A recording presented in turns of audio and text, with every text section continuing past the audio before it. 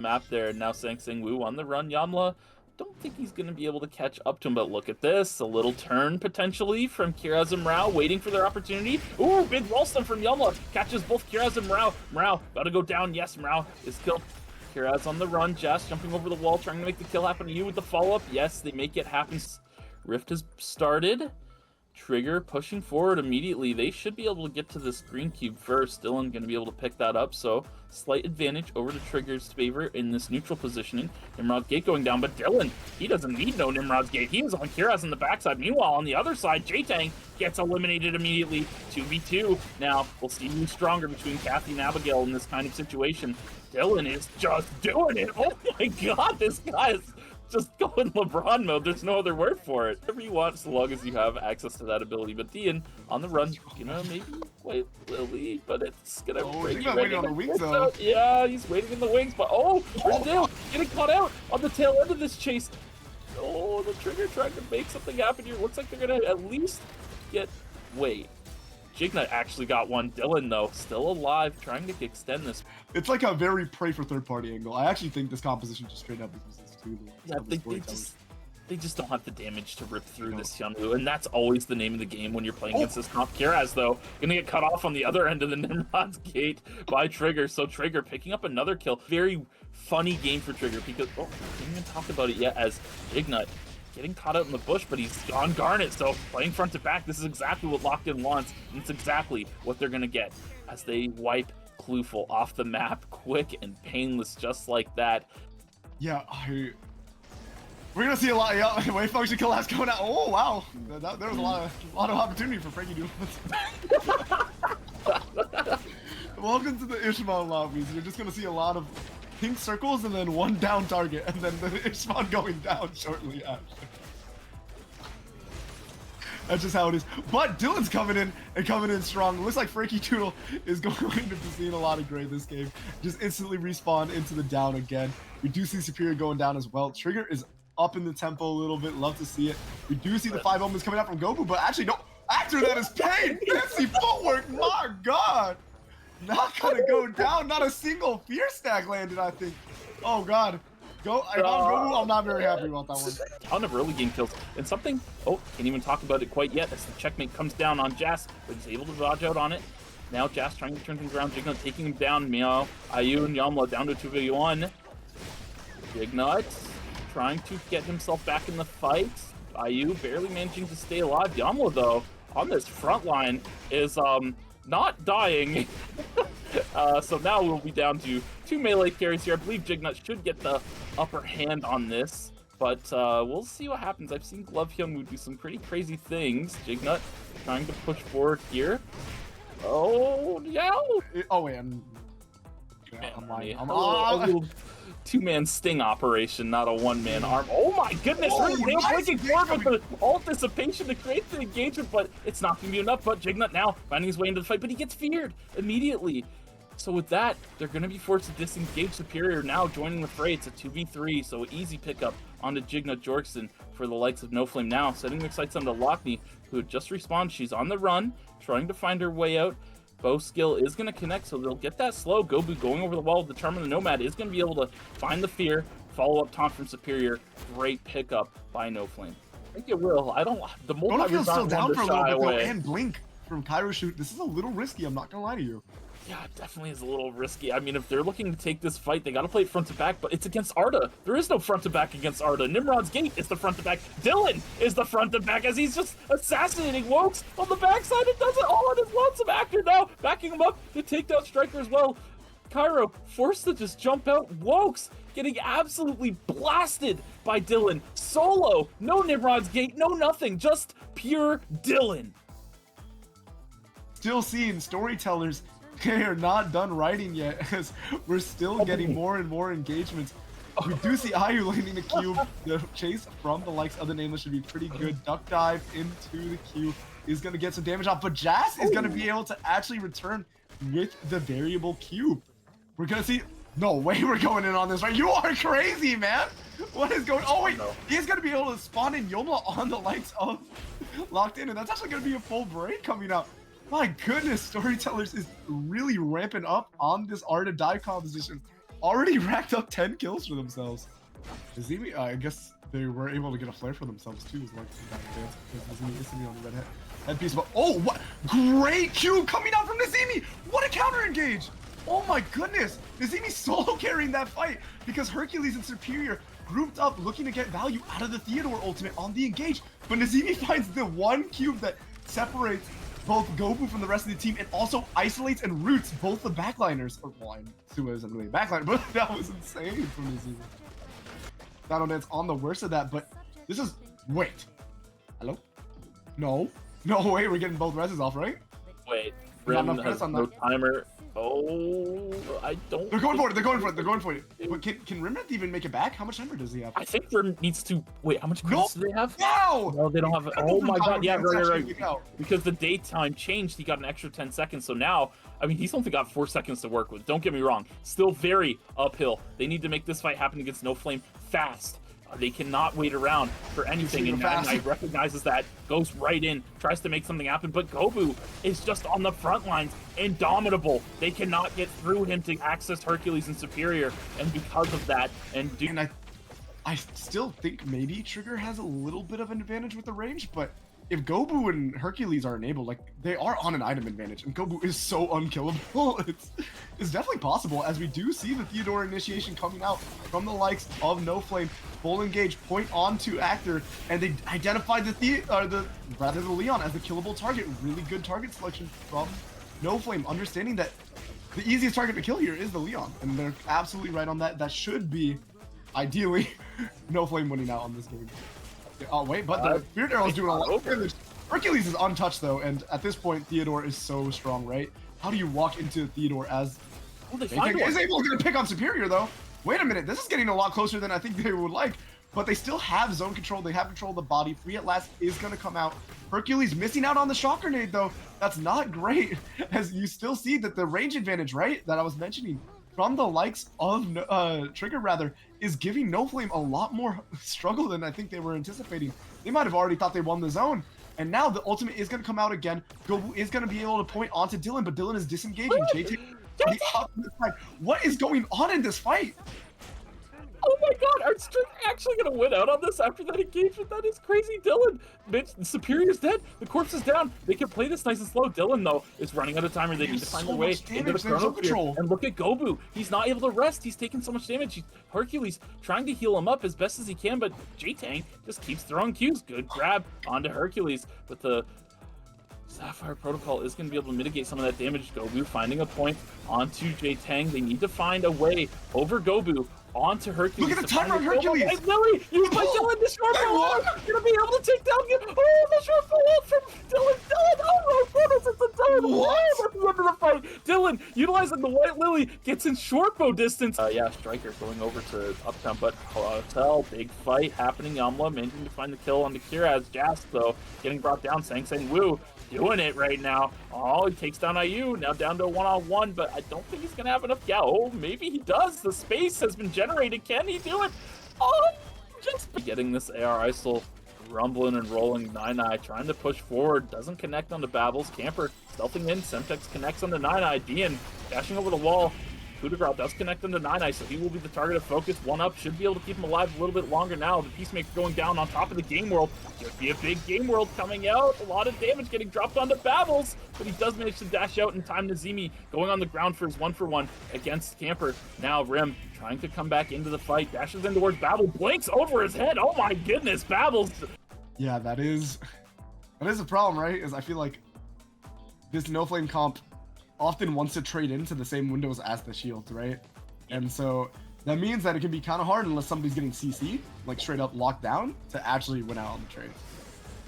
Yeah, we'll see if they can find a way to create engagement point on the dais. Gobu chunking him out a little bit. The ultimate from Hercules is going to follow up. Are they able to take him down in time? The Echo of the Earth does come out big. Duck Dive surfs up on the backside, but Hercules does manage to stay alive. Rin and Deo now taking down Jignut, left all alone. Does manage to duck dive to keep them in the game. Actually, I'll say it after once we. Yeah, go down okay. after this fight.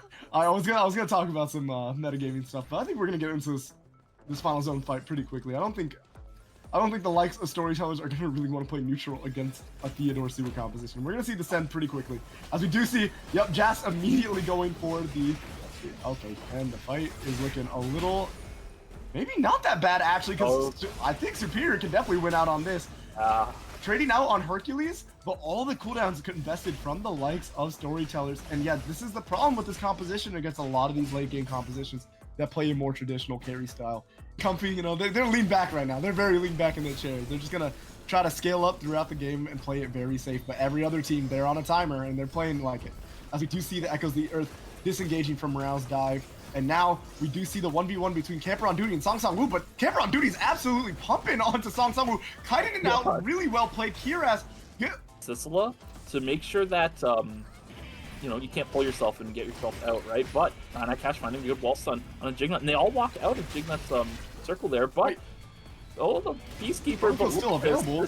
Yeah, but look at Dino Dance's health bars. They're all very healthy. But they do manage to find the kill on the Galazor, and because of this Peacemaker, they're actually going to win out on the side of Locked In. But unless Nine World, Nine Masterclass, lock me over the wall. She goes. She's seen enough of this fight. They don't have enough damage without Rin and Deo to actually kill Nine Cash. So a bit of an overreach from Rin and Deo, I think, managing to get themselves wall stun.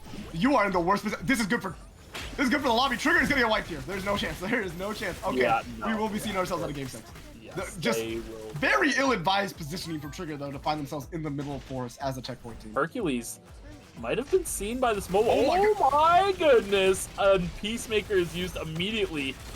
Yeah, it blinks right after the Peacemaker to stay alive, but unfortunately, Garnet does not have the same luxury on getting out.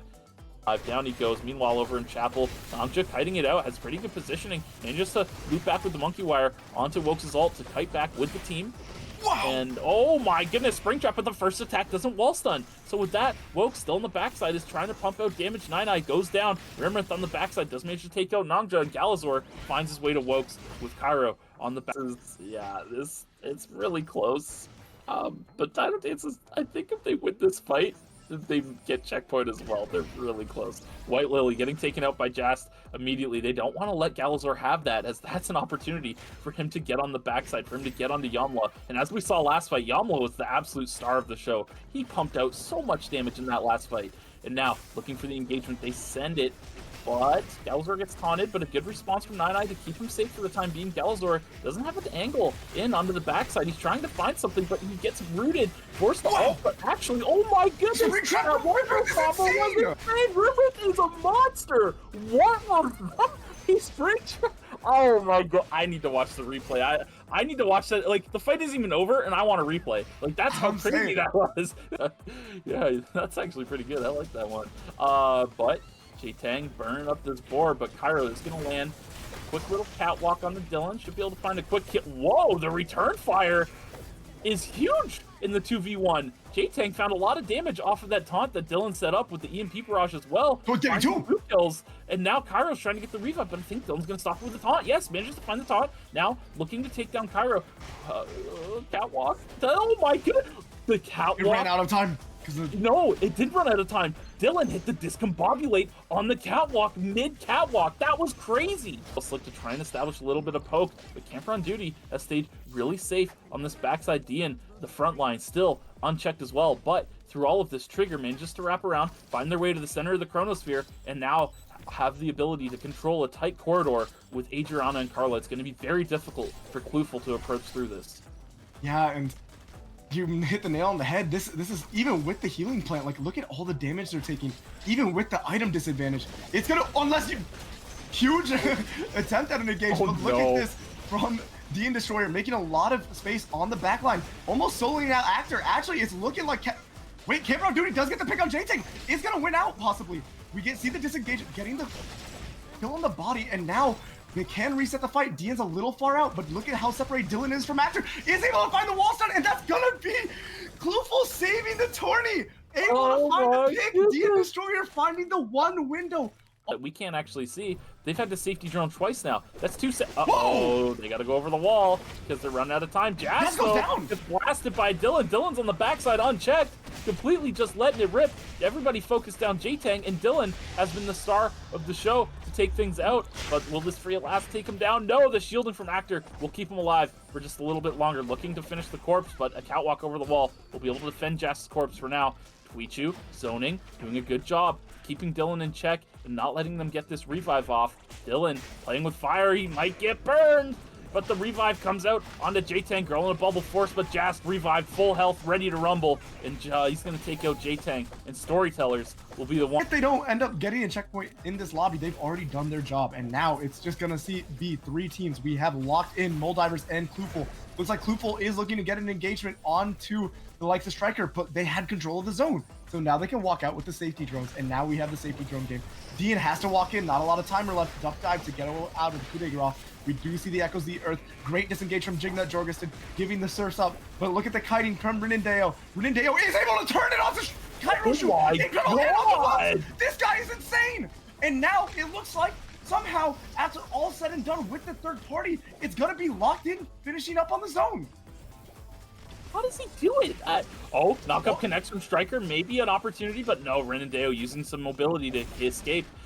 Striker not able to stay alive, not able to take out Deus. Now Renindeo stepping forward, the blind, gonna mitigate some of that damage, but the Echoes of the Earth is here, very strong.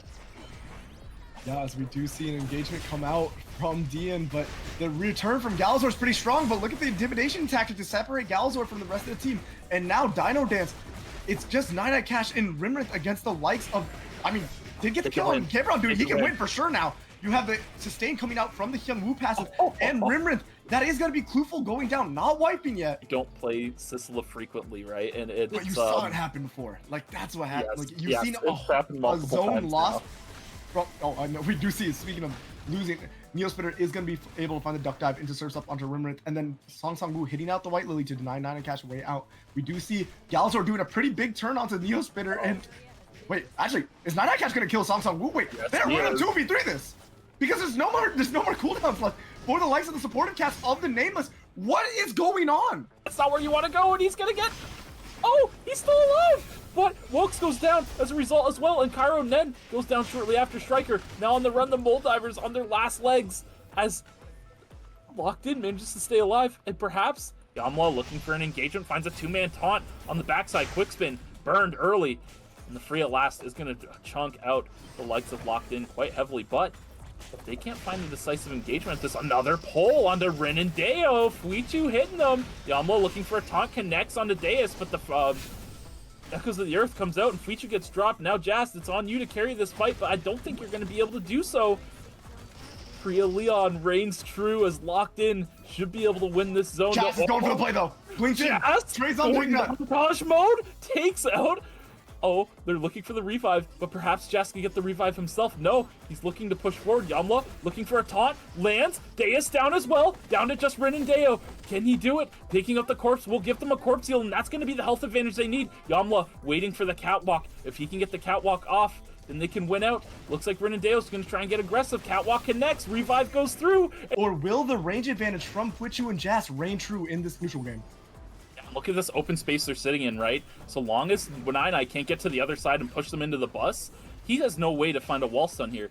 And they're making sure to zone him out as best they can. Another grab connects. Nine getting chunked once again. Timer now ticking. Safety drone going to be forced out to try and preserve this timer as the Chronosphere now moves forward towards Dino Dance. Nine looking for an engagement, but he's already chunked. It's so much damage, but he is able to live. But Jast manages to survive, and now trying to find some return fire. Nine goes down. Jast trying to stay alive, hitting Nine's corpse to try and get a corpse heal while his team stalls out the rest of the fight. Jast, can you finish this corpse in time before Yamla goes down? Yes, he does. And now with Galazor on the ground, it looks like Storytellers be your new champions. Oh my goodness. Oh, it just have to take down one lonely Lenny, and that will be it. Storytellers